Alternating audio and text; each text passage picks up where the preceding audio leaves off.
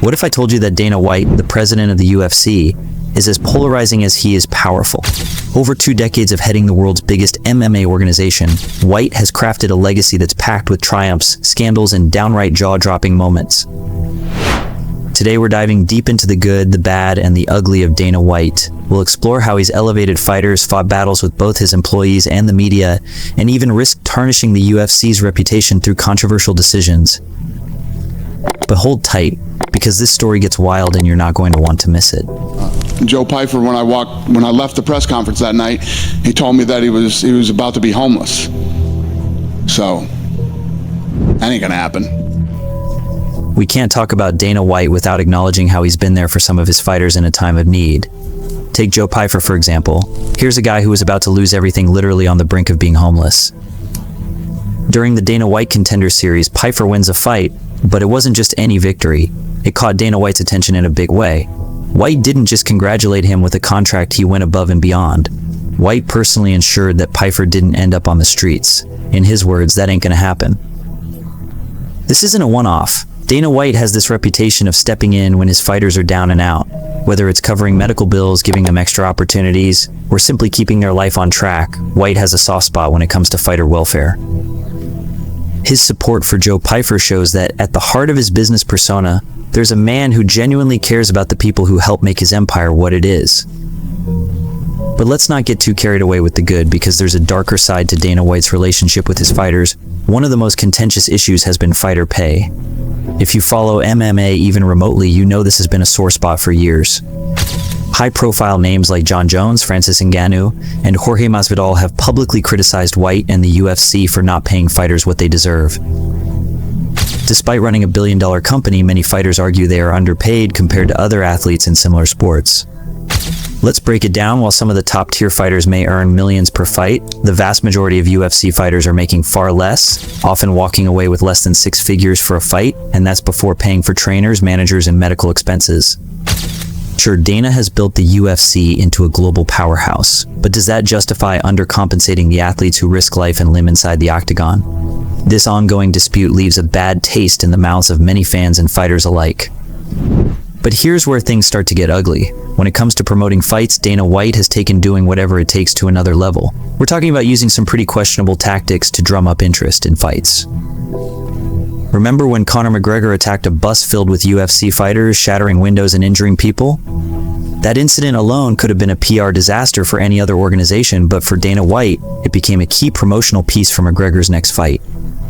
Some people argue that White often uses fighter conflicts, personal tragedies, or controversies as marketing tools. From hyping up bitter rivalries to leaning into fighters' personal struggles for viewership, White has crossed ethical lines in the name of promotion. Sure, it sells pay-per-views, but at what cost? The integrity of the sport sometimes seems secondary to generating buzz.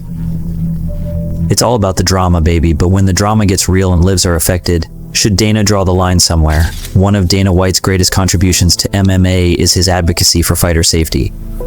Back in the day, MMA was seen as a barbaric, no-holds-barred sport with little regulation. Under Dana's leadership, the UFC has worked hand-in-hand with athletic commissions to ensure the safety of fighters in ways that go beyond what's required. From implementing strict medical checks to ensuring that fighters pass rigorous concussion protocols, Dana has helped make MMA a more legitimate, safer sport.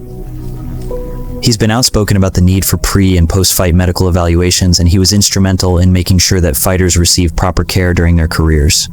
You can love or hate the guy, but his push for better health regulations and safety protocols has undoubtedly saved lives in the cage. He's a victim. He's a crybaby. Dana White is there, and he just says to me, "You're out.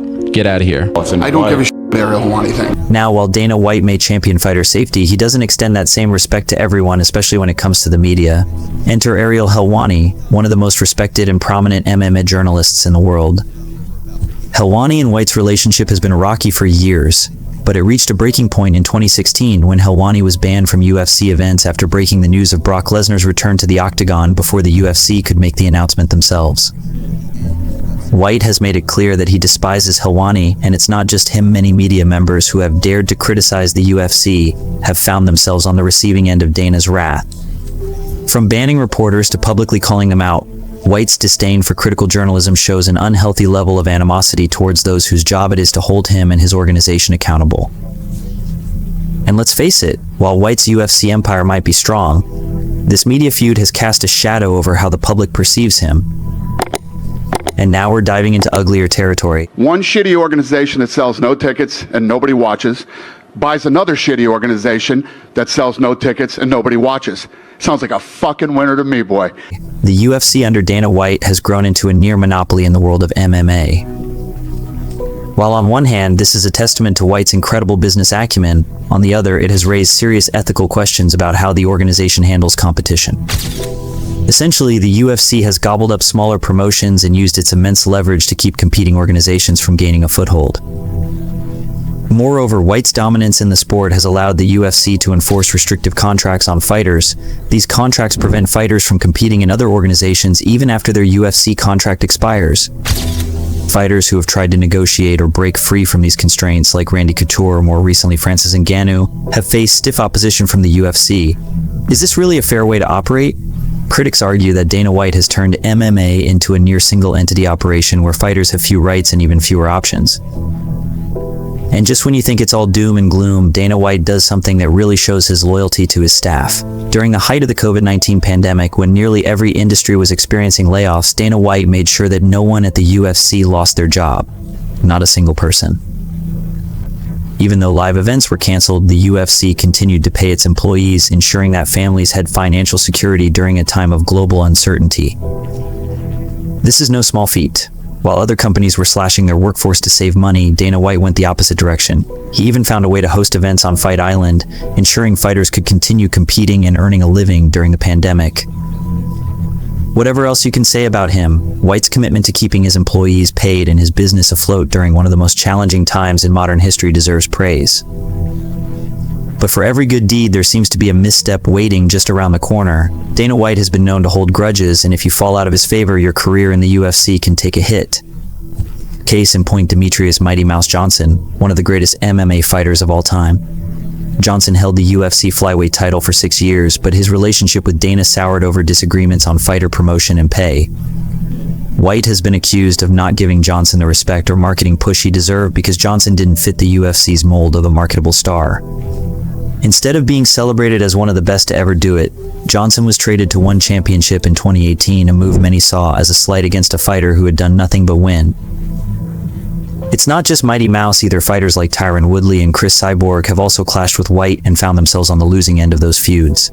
It was obviously a horrible personal experience, and, there's no excuses for it. Something that I'm going to have to deal with. And now we've arrived at the truly ugliest moment of Dana White's career, the domestic violence incident that shocked the MMA world.